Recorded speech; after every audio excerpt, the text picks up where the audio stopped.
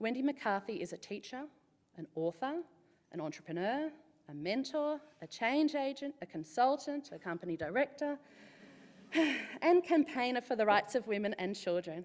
In 2012, Lip Mag featured Wendy as a Feminist of the Week, saying, "McCarthy is about identity, social justice, fairness, and women taking responsibility for 50% of the leadership of thought and activity in Australia and the world." In March 2013, she was inducted into the Women's Agenda Hall of Fame for her contribution to the lives of Australian women. Tonight, Wendy McCarthy speaks about past victories and present challenges. Has feminism failed Australian women? Please join me in welcoming Wendy McCarthy.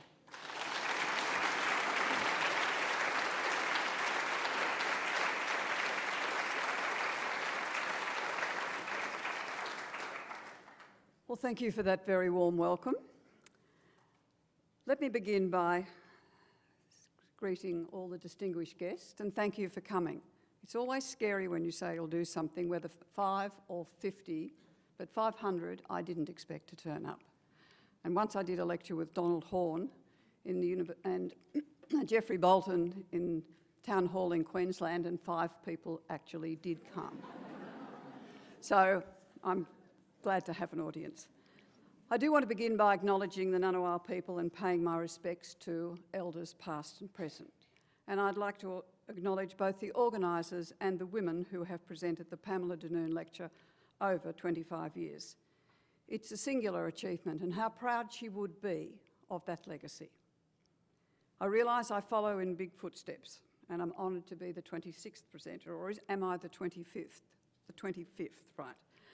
And have the opportunity to share what I think tonight. Of course, in response to the question, has feminism failed Australian women? The answer is no. So we could all go home now. I shouldn't have to persuade you that that's the case. But I'm going to tell you some stories instead about it. Because tonight I want to celebrate the achievements of feminism and tell you some of the stories which remind us of the past and help us think about the future. I'm reminded of the opening lines of The Go-Between. The past is a foreign country. They did things differently there, and we did. We fought to have our voices heard and imagined a different Australia. Our early agenda listed our dreams, which we believed would enable this change. An Australia where girls, all girls, had the opportunity to complete secondary education, where women who'd missed out on education had a second chance, where there was a rate of pay for the job, or equal pay, where there was universal access to safe contraception and abortion, where childcare was accessible and affordable, where the mantra of political action for women, worn on our T-shirts and pillow slips, a woman's place is in the House and in the Senate. We had a more racy one as well on the pillow slip called Women on Top. Most men found it extremely exciting.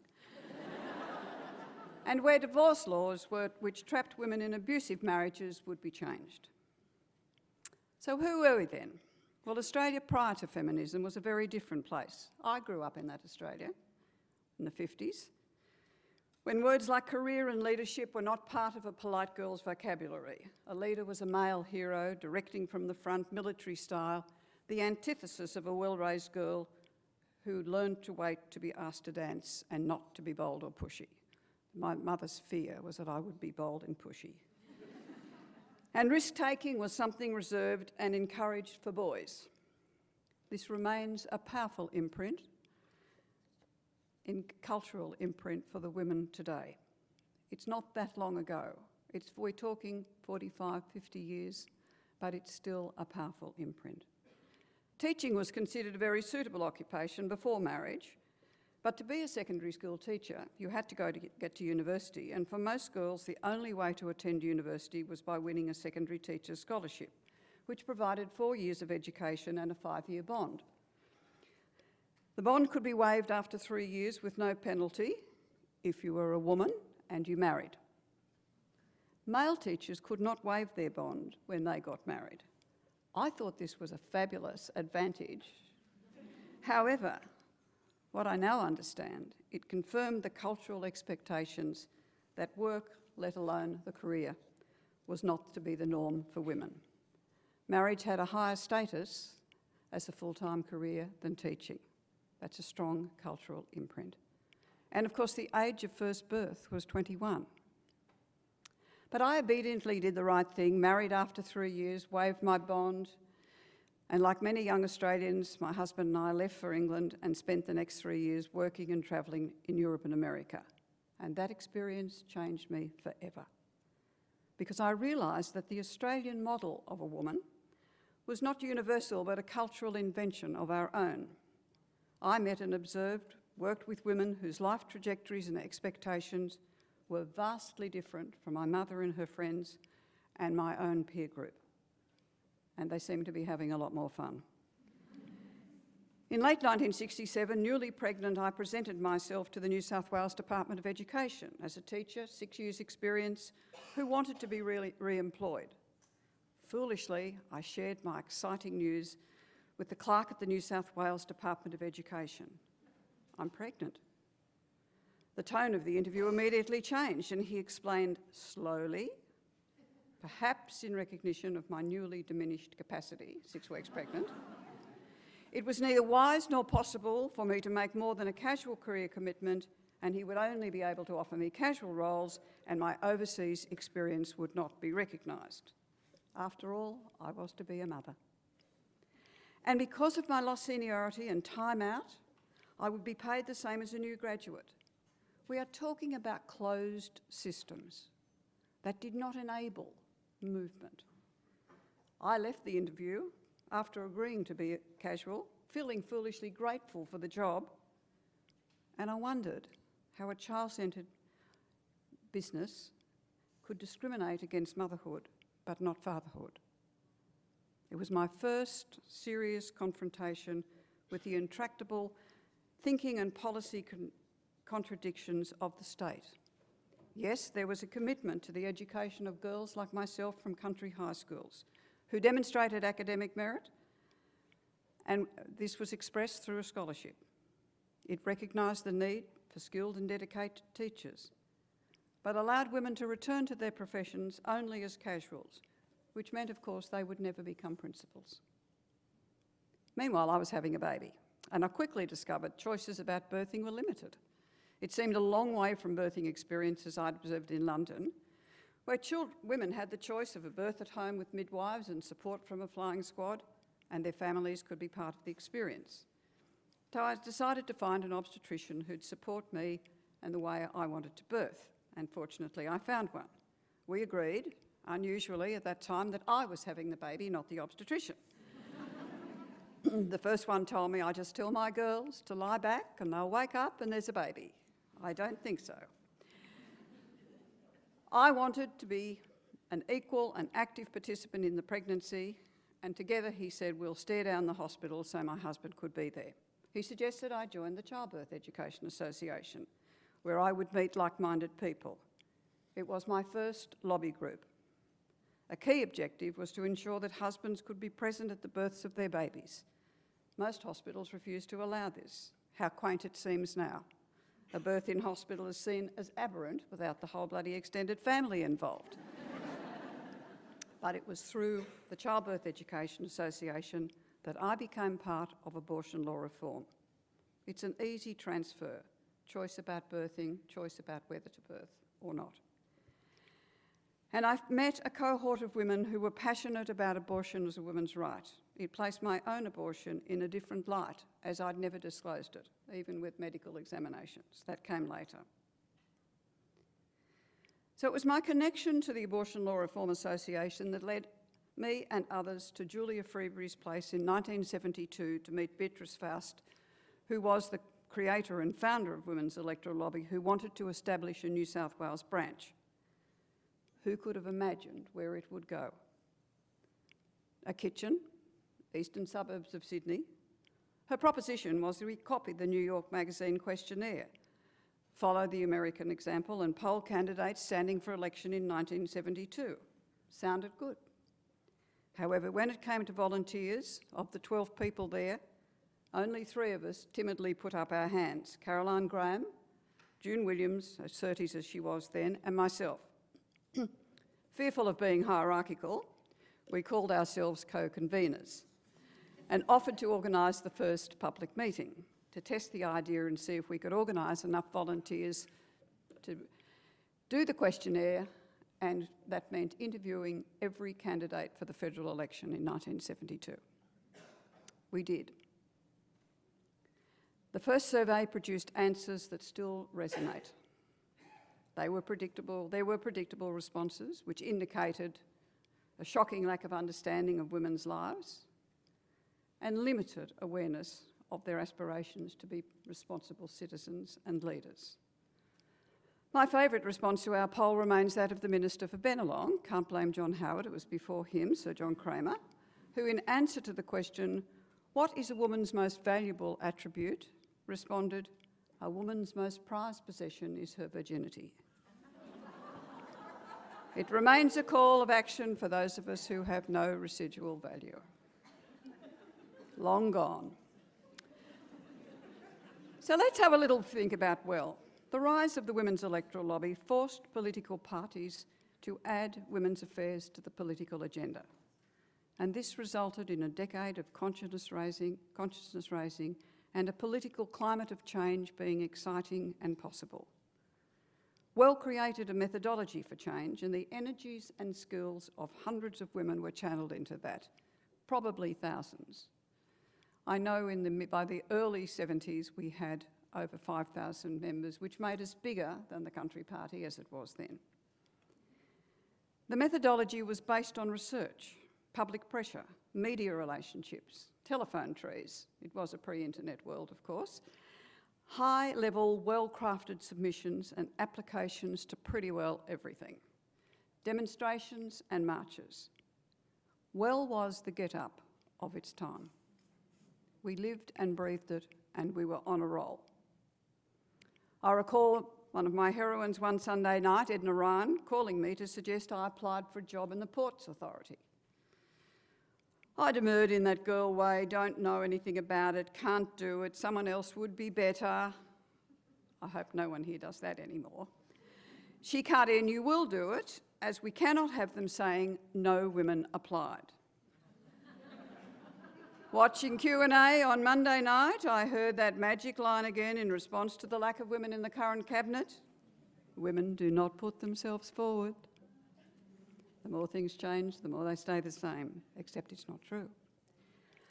Anyway, to please Edna, I put in the application, which required a significant amount of work because I knew zilch about ports. Not surprisingly, it was unsuccessful.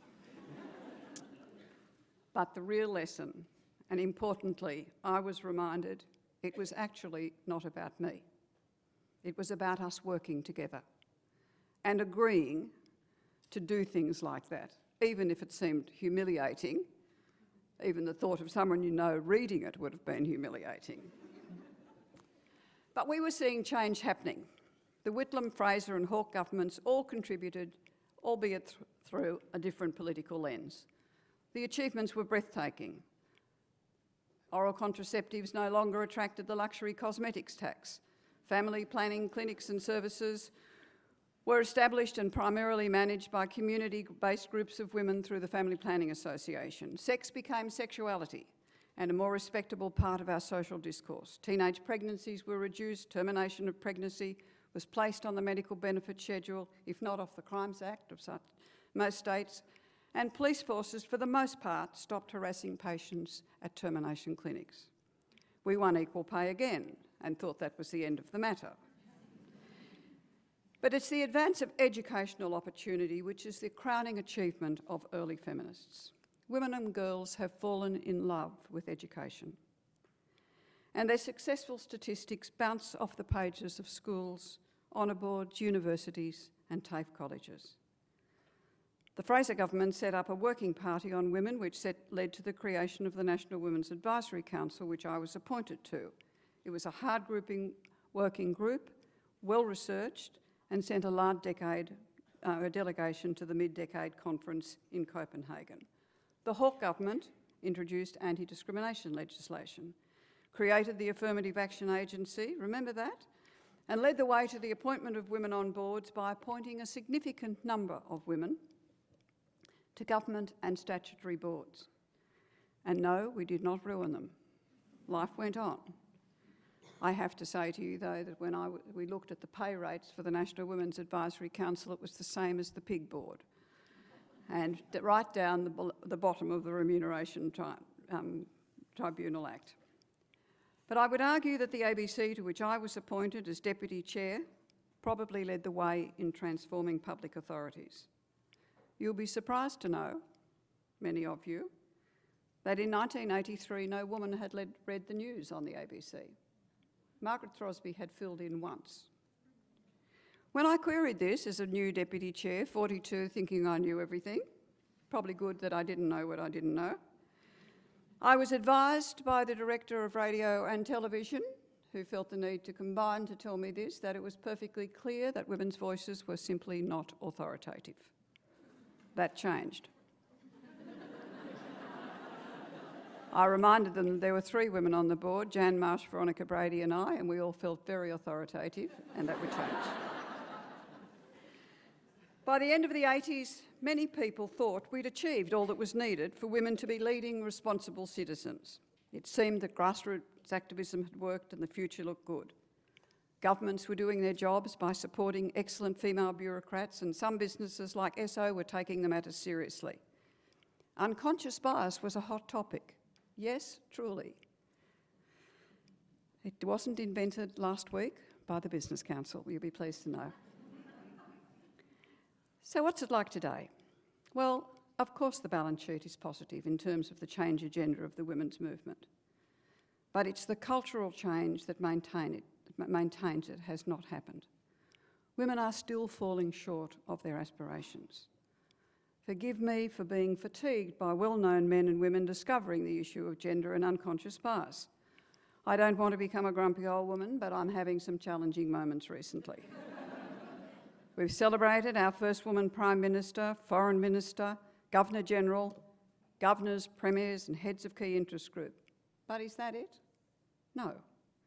Discussions about targets and quotas, women executives, women on boards, work-life balance, affordability of childcare, feel like reruns of old conversations. Rather like shopping for clothes, and all you can see are the things that you've worn before. As one male leader said to me recently when I posted a questionnaire women in his company, "Oh, come on, Wendy, we did that in the 80s. Surely we don't have to keep on about it." Well, actually we do.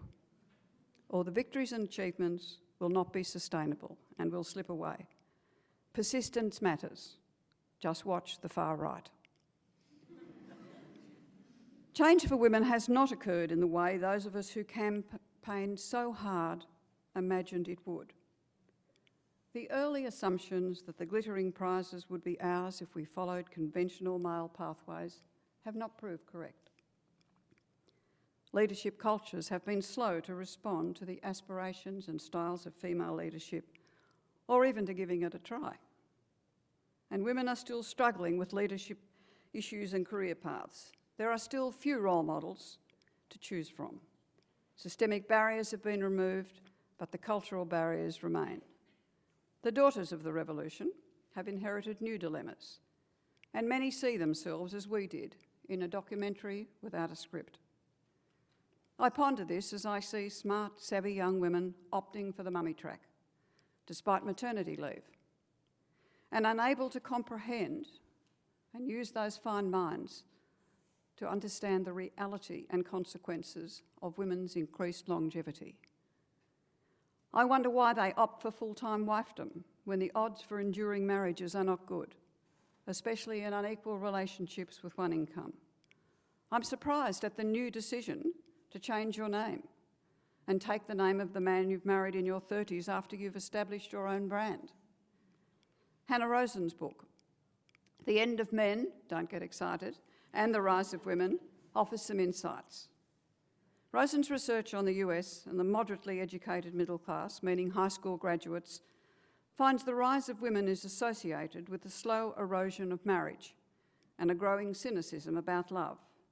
As the women slowly improve their lot, They raise the bar for what they want out of marriage, and the men of their class are failing to meet their standards. The men may cling to traditional ideas about themselves as providers, but they are further than ever from being able to embody those ideals. By contrast, among the educated class, women's new economic power has produced a renaissance of marriage, and they're more fluid about who plays what role, who earns more money, and who sings the lullabies. They've gone beyond equality and invented whole new models of marriage. But in both groups, more women are becoming the main breadwinners. It's a fascinating trend and shift.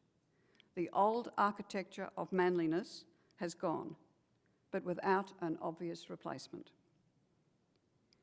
How did the F word become so scary, despite gender being back on centre stage and women holding important public positions? I often hear that chorus, "I'm not a feminist, but," followed by a litany of concerns that sound like gender issues to me, but are not identified in that way. That feminism still makes sense comes as a shock to those who for the first 30 years of their lives have been one of the boys, or at least not hampered by being female. It is the shock of noticing that your voice is not heard, or discovering you are paid less than your male peers. And it's my view that women now experience the most powerful social and institutional discrimination during their 20s and early 30s, after they've left the educational institutions and begun pursuing their dreams and ambitions. This obstacle occurs at precisely the age when they might like to marry and have children. At this point, they must decide whether to hold on to their dreams, downsize their ambitions, or abandon them altogether. Often a young woman must make this decision when she's learning to be a parent, with its attendant pleasures, fears, insecurities, and exhaustion.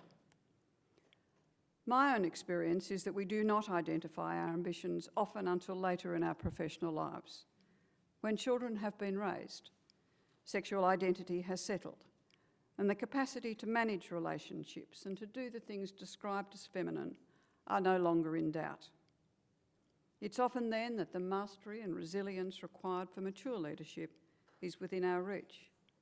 But that is too late for those who birth late, who've missed out on the work experience and the networks which offer and support those roles.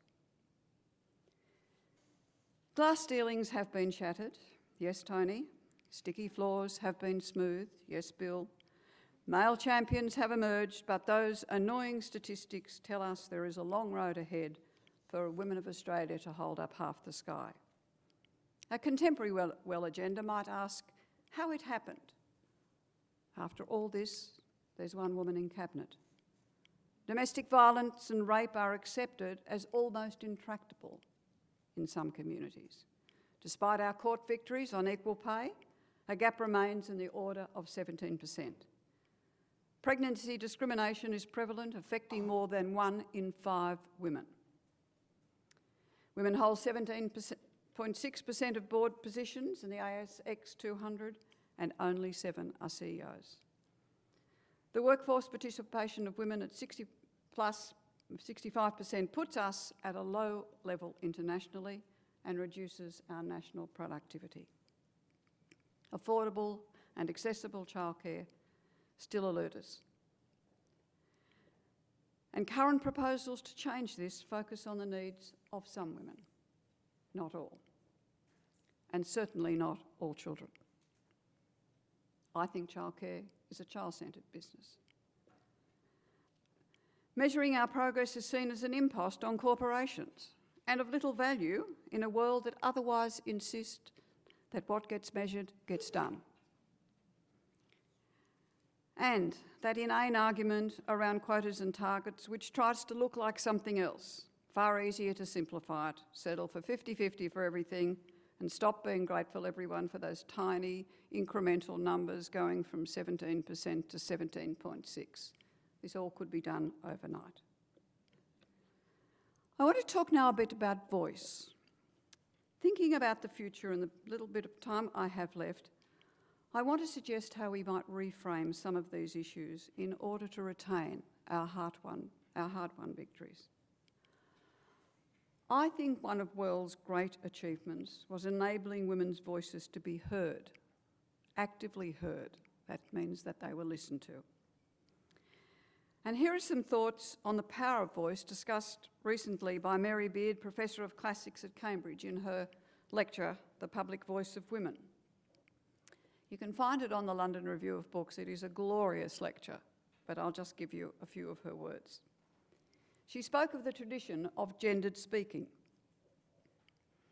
What interests me is the relationship between that classic Homeric moment of silencing a woman, it's when Telemachus tells Penelope to shut up, and some of the ways women's voices are not publicly heard in our own contemporary culture and in our own politics, from the front bench to the shop floor.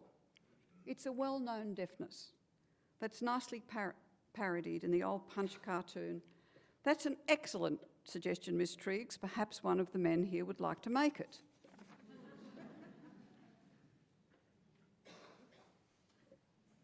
I love Miss Triggs.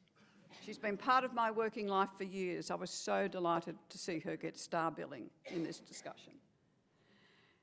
She continues, there's a culturally awkward relationship between the voice of women and the public sphere of speech-making, debate and comment, politics in its widest sense, from office committees to the floor of the House.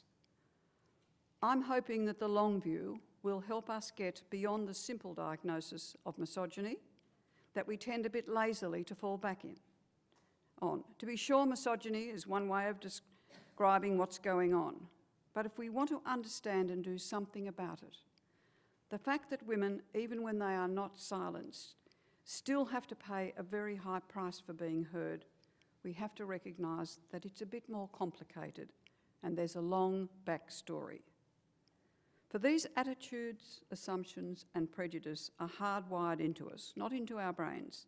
There's no neurological reason for us to hear low-pitched voices as more authoritative than high-pitched ones, but into our culture, our language and millennia of our history. And we would know in recent history how many people complained about our Prime Minister's voice, as though that was a reason not to listen to her. So when we're thinking, Mary Beard continues, about the underrepresentation of women in national politics, their relative muteness in the public sphere, we have to think beyond what the Prime Minister and his chums got up to in the Bullingdon Club, beyond the bad behaviour and blokish culture of Westminster, beyond even family-friendly hours and childcare provision, important as they are to us. We have to focus on the more fundamental issues of how we've learned to hear the contributions of women, or going back to the cartoon, what I call the Miss Triggs question. Not just how does she get a word in edgeways, but how can we make ourselves more aware of the processes and prejudice that make us not listen to her. I want to think too about another issue for the future, reproductive rights, our right to choose. We've made many advances in the area of reproductive rights, and we must never again lose any of those. For while we're talking at one level about health, at another level we're discussing something much more fundamental. Feminists must indicate very clearly what the links are between abortion rights and personal liberty. We must see and demonstrate to other people the connection about taking away women's reproductive rights and having our own and their small freedoms cut.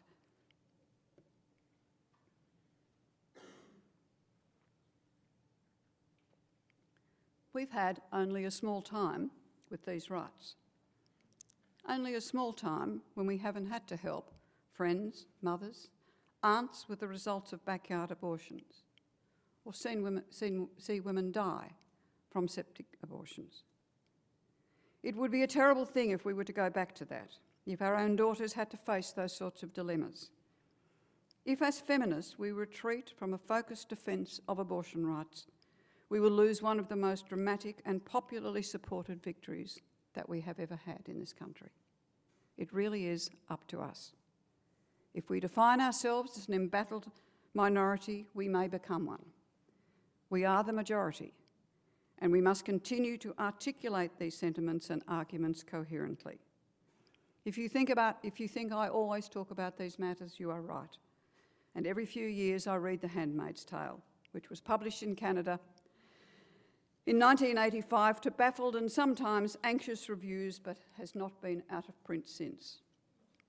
Author Margaret Atwood wrote in 2012, "Some books haunt the reader, others haunt the writer. The Handmaid's Tale has done both." She writes, "It's become the sort of tag for those writing about shifts towards policies aimed at controlling women, and especially women's bodies and reproductive functions. I made a rule for myself that I would not include anything in my writing that human beings had not already done in some other place or time, or for which the technology did not already exist. The group hangings, the clothing specific to castes and classes, the forced childbearing, the children stolen by regimes and placed with high-ranking officials, the forbidding of literacy, the denial of property rights, all had precedence in Western society and within the Christian tradition. When asked if The Handmaid's Tale is about to come true, I, Margaret Atwood, remind myself that there are two futures in this book, and if the first one comes, the second one may do so also. Moving to something more successful, although we were successful there, let's talk about education. To me, education is still the greatest game in town. It's the trusted way out of the ghetto of poverty and prejudice, and according to the World Bank, it remains the best contraceptive. I want to read you what Dr. Bryony spoke to her schoolgirls and parents at a speech day recently. "I don't know about you," she said, "but I'm not here to raise a generation of young women who, by listening to the words around them, draw the conclusion that they are second-rate simply because they're female and therefore not quite good enough. Young women learn from the comparative language used that expectations of their success are somehow less than their male peers, or that they're not expected to perform quite as well. They learn from a multitude of cues, invariably adult and cultural, about how to relate to and with men, how to behave, what is expected of them. We don't educate our girls here and provide them with every opportunity to have them earn 82% of what their brother or boyfriend will earn for the same role, a percentage gap that is growing, not diminishing. We don't educate young women so they can moderate the behaviour of boys in the classroom and help raise their standards. We don't use girls to socialise the behaviour of boys. This view is unfair on the girls and offensive to the boys, who are quite capable with good teaching of fully engaging in their own learning. We don't raise our girls to play sport like a girl. We raise them to play sport confined only by the rules of good sportsmanship. These are not young women who are being raised to defer simply on the basis of gender. They are not women who are being raised to be second best when they have the capacity to do better. They are not women who are expected to be silent or to not think or to act a certain way because there is a boss who blusters or a bully who intimidates. To be honest, I don't know what these young women will do if given the chance, but what they do is up to them. And then I want to finish by reading a part of Billy Bragg's essay, A Map for Masculinity, because if we want that for young girls, we also need to think about young men. Billy Bragg described how when he was invited to speak at the inaugural Being a Man festival in London some weeks ago, he struggled to get a grip on what it means to be a man today. Most of the things that men once relied on to express their masculinity can now be done as well by women. He writes that the elephant in the room is feminism. Women have already begun their journey across the landscape of gender and, persevering against great odds, have made considerable progress over the last century. He says the question we must ask ourselves is, are we going to drive on like a stubborn dad who pretends he knows where he's going when everyone in the car knows he's lost? Or are we going to pull over and ask a woman for direction? It seems a good question to ask. Thank you.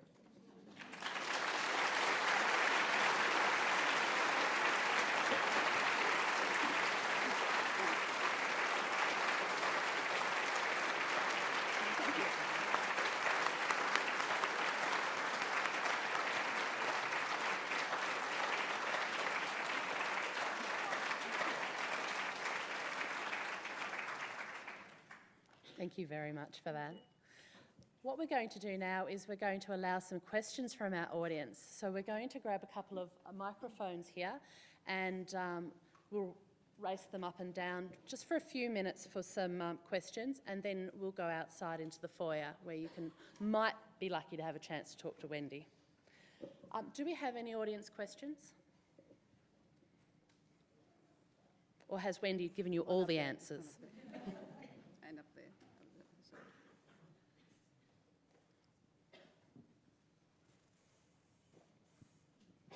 My name's Sarah, and I'm the mother of 3 sons, which I found very difficult to be. But I just wanted to make a comment more than a question, and it's about my observation of feminism and what we have today. And Can you just speak a little bit closer to the microphone? Sorry. That's better. That is that I believe that we do lead the way, and that men haven't made the choice to come with us and to make the changes that are needed for us to exist on the planet equally. That they need to make a fundamental change in themselves. It has to be their choice. We can't force them to go there. They have to want to go there. So I'm just waiting for that to happen, and I'm waiting for them to acknowledge this. So thank you. I think I'd agree with your sentiment that we do need men. I just go back to the simple number 50-50. If we're sharing things, the world is very different. I'll be married for 50 years this year. It seems remarkable. You know, I'm thinking to myself, I'm not quite sure how that happened, but it did. It has. And I guess that's one of the reasons I wanted to talk about, just mention Billy Bragg, who's, singing in the Opera House and writing and so on. And I think it's really important that we do acknowledge that that's happening. But on the other hand, I'd say that I did wait about 25 years for anyone to increase their domestic contribution by more than 15 uplifting minutes, so there's still quite a way to go.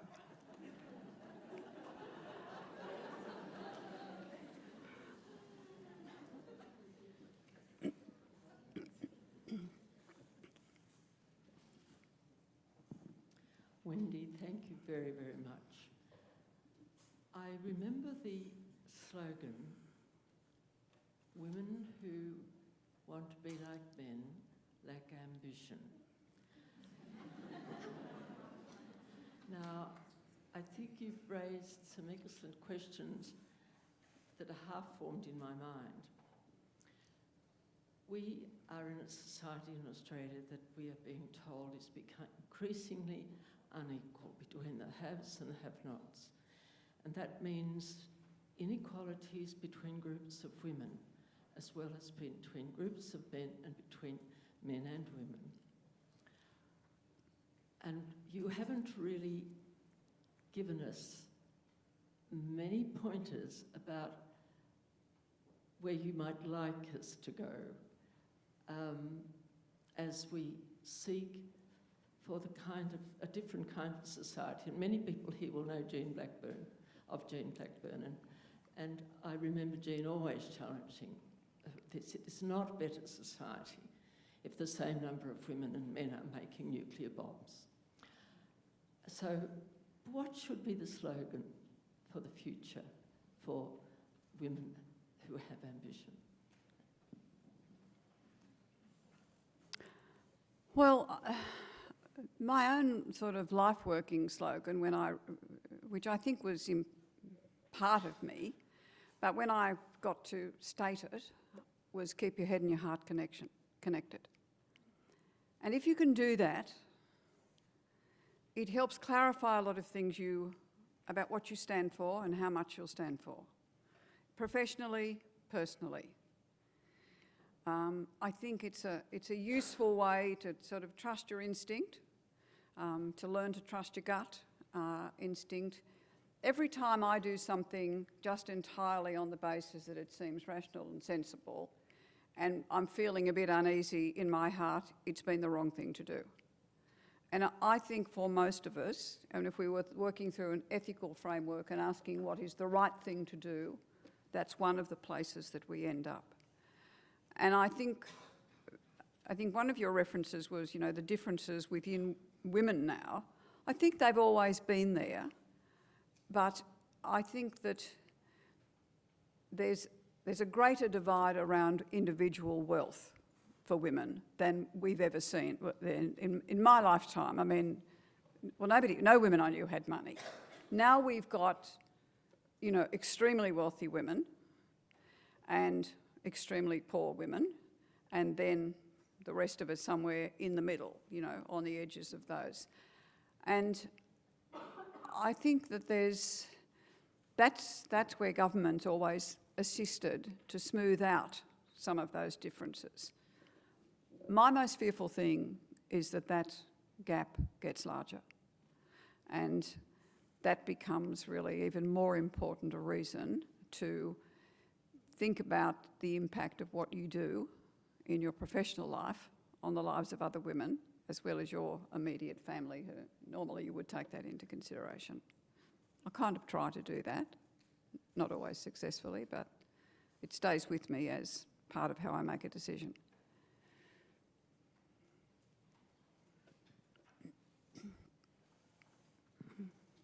Thank you, Wendy. That was a very inspiring speech. I wanted just to pick up on one point in particular, and you just talked about your professional life there, so that it was about life.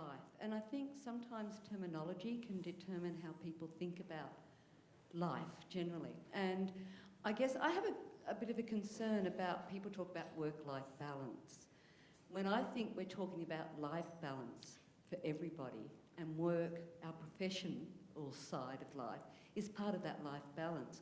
And I wonder if maintaining a work-life binary separation actually creates some of the differences that people perceive between male and female roles, that the work-life balance is more about what women do, and men just have a life that includes work. And I wonder if maybe the language started to change, then some of the thinking might change as well. Well, I think that's what Hannah Rosen started to look at in the US when she talked about the end of men and saw these great differences in class and income.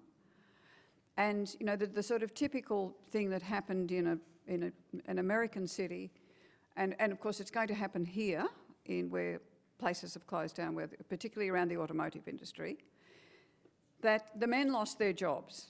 And the women who'd maybe had part-time jobs, a couple of children, but they didn't do much, the men just came home and sat depressed, staring outside the wall, all their pride, self-esteem knocked around. She'd go off to Walmart and stack things in the middle of the night. Then she'd get a part-time job. Then she'd realise that she needed a certificate and she could be on further up the shelf list. Then she got a diploma, and then she'd go for a degree. And he's still standing there, not knowing what to do. He hasn't got that map for masculinity in a new world. And I think we're going to see a lot of that here. I've seen it in professional groups. I've seen men sitting in shopping centres in Sydney who their wives think go to work and they haven't had a job for years until the money runs out. And now we're seeing that, you know, in a different way, I think. So I'm fearful of that, and and I wonder how. But men ultimately have to do it for themselves, and you know we know that, and you can kind of help, but they've got to ask. Maybe they still got to ask the woman for direction, and that's hard. It's really hard. There's a woman up there who's had a hand up for quite a long time too. Sorry, over here. Sorry, does that person want to speak or? Go ahead. Oh, okay. Sorry. sorry, I'm a bit nervous now. My question is a little bit sort of lighthearted, but Just pop the microphone closer to your mouth. yeah, sure. Think you're on ABC reading the news. Only. Yeah, my question is a kind of bit lighthearted, but at the beginning of the speech you were discussing how generations have changed and how you begun in a different generation within gender, and you discussed the 1950s. Last week I did a course at the Australian Film, Radio and Television School, and I got into a bit of a debate about just general sexism and feminism with three guys, and I mean, sorry, I'll try and hurry this up, but through what we were talking about, one of the guys rolled his eyes and said, oh, well, come on, I mean, you know, it's better than things were in the 1930s. I mean, I know women who are like bosses now and stuff. And also, you know, like women get paid like as much as men sometimes. And although I had so much anger and I could think of so many things to discuss, you know, with people like this, this is the kind of sexism and feminism that I experience in my generation, particularly on the internet as well. I read a really great quote, sorry, I'll be really quick, I swear. I read a really great quote that said, arguing about feminism on the internet makes me feel like a cat chasing a laser around a room, just half as entertaining. So my question to you, is, what would your answer have been to this douchebag? To who? Sorry, you have to repeat the question. Everyone else got it, but I can't. He said, come on now, stuff has changed. It's not like the 1930s. Right. I know women who have been bosses, and like I know some women get paid just as much, if not more. What would you have said to him? I probably would have said, you know, I don't think I'm going to make any difference to, I think my response won't make any difference to what you think, so I'd rather have another drink.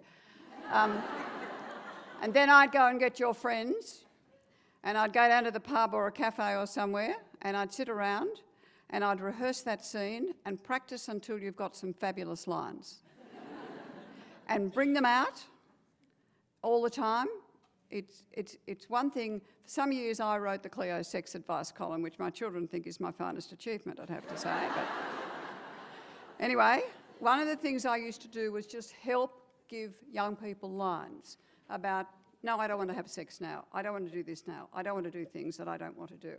And you know, you would probably find, you could have a lot of fun and you would find lines that enable you to get through that, because you're not going to change his mind. And he's baiting you. And you know, save your oxygen for someone worthwhile. There was a lady up the back. Yes.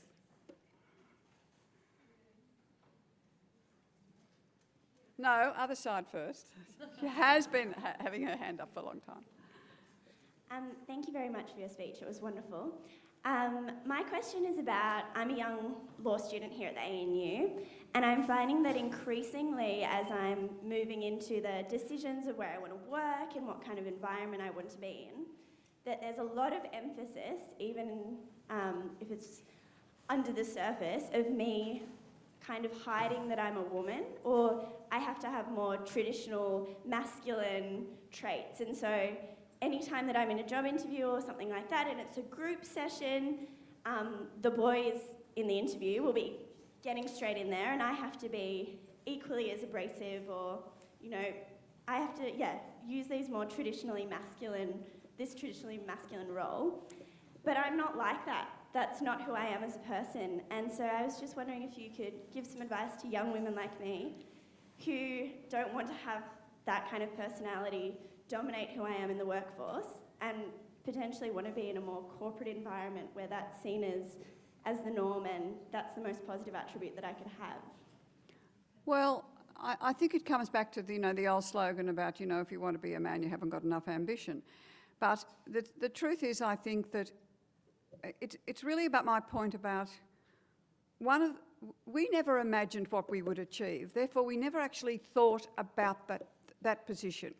You guys are going to have to do that for yourself. We've given you a lot. You have to work out a few tricks for yourself, and that is one of them.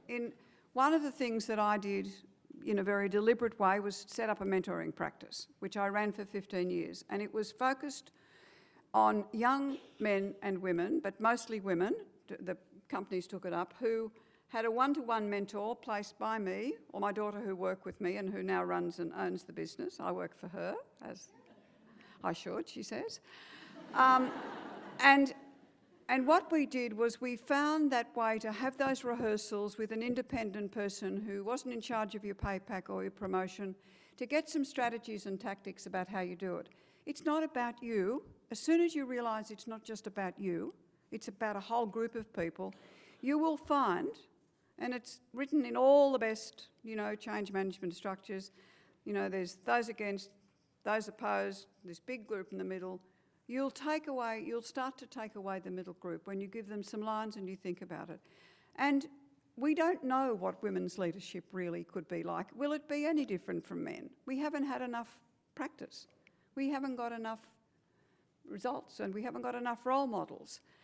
What we do know is that it brings out hostility in men. And we don't know for how long that hostility will last. The hostility we had from men early in the women's movement more or less faded away in terms of most of the people we had to work with, I think through the 70s and 80s in government. But it came back again in the mid-90s. Well, then actually in the early 90s, there was some of it around in that government before the change. And now there is still a lot of hostility or a dismissal, as there was the other day. This is only a side issue from the Minister for Finance. This is not something that's central. Well, you have to place yourself in the middle of a central narrative. And maybe you need a few lines as well. But you don't have to sell your soul and your professional ambition to be the same as someone who you don't want to be the same as. We need people to go to work. There'll be plenty of opportunity.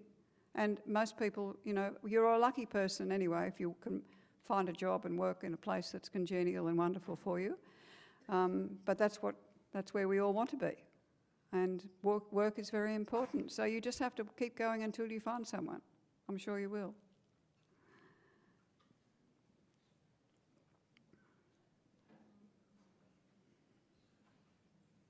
There's a lady in a red shirt in the middle that's very enthusiastic.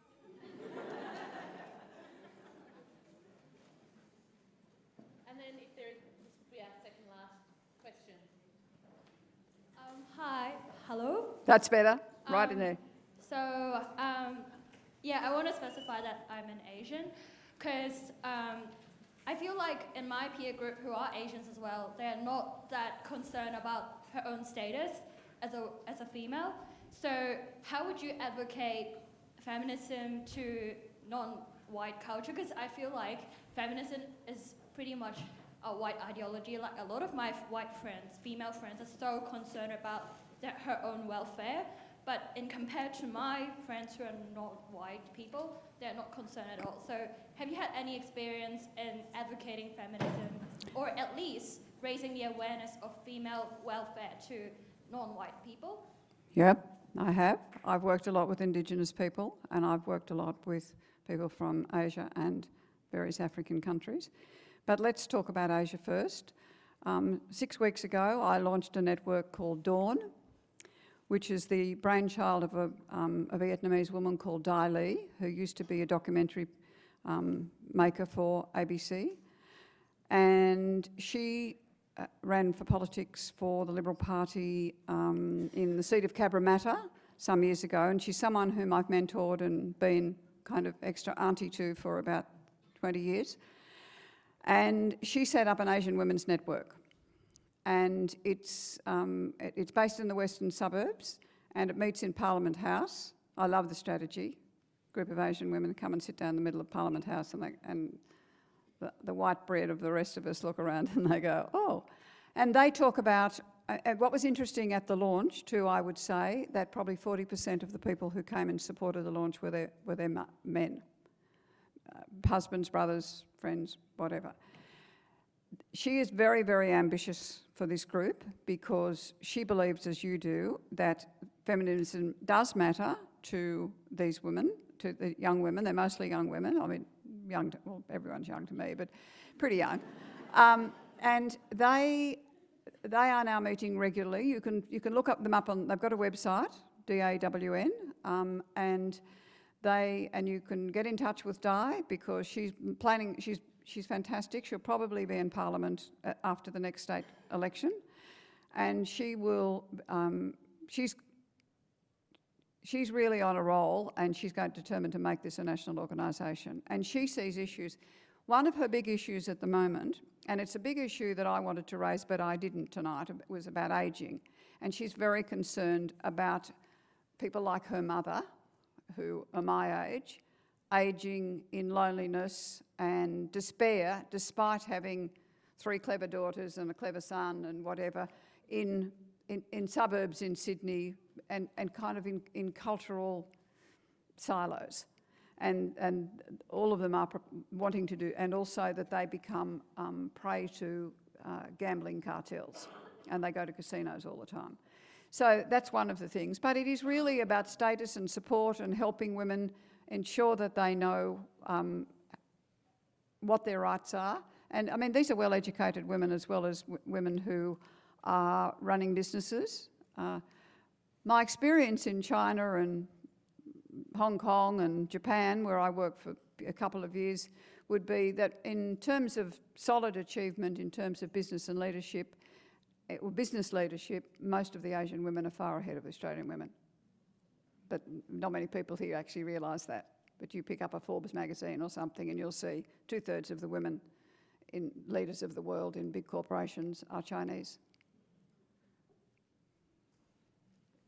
Exhausted? Done? Last question. Hello. Oh, yeah, it's on. Thank you very much for your speech this evening. My question is just in regards, I guess, to my generation. I think one of the hardest things that we face in promoting feminism is a general sense of apathy. I was just wondering, because I often find, if I'm talking about an issue, say it's, I don't know, wage or pay discrimination, and the response I often get is, like the other young girl said before, oh, but no, I think women make almost as much, isn't that enough? Kind of response, which often just makes me feel hopeless to an extent. And I was just wondering, have you ever battled apathy amongst others before, and how did you overcome that? Or did you? Well, I think the beginning of the sort of second wave of feminism in Australia, that I've talked about, was really the first the first significant cohort of women who'd had a secondary, a university education. Although there were only 3% of us went to university when I went there, we expected more, even not when we started, but along the way. And we wanted to use our skills in particular ways. We were mostly young parents or, just sort of setting out in our lives, and we were younger. We also didn't work the hours that you are expected to work. That is one very big, significant difference. So I might have gone to work during the day, part-time when I was teaching at one stage and with a couple of babies and so on. And I might have gone out in the evening. But, my husband and I, when we were both working full-time, we were mostly home at 5:30 or 6. That doesn't happen now. People work long hours. Now, women in factories at the same time were also working long hours and doing side shifts for people. So that there are some people for whom it is simply not possible to do any more than they do. Getting through the day is about as much as they can do. So you have to find the people who've got the time, and usually it's in the moment. There are touch points and moments, when you say, actually, that's not acceptable to say that to me. Actually, I don't want to be paid less than you when I'm doing the same amount. And I think you'll find that there's a confluence and coincidence of interest, and it just happens in life. So if your antenna is out there, and there are only 12 of us started, and really most of the rest slipped away and the three of us started. We'd never done anything like it, but it was the right idea at the right time. Just be ready for the next right time and start preparing the world for it. It can't be that far. And I actually believe it's not very far away here. I think that there is a tipping point about to happen again around feminism and the feminist agenda. But then I've always been optimistic.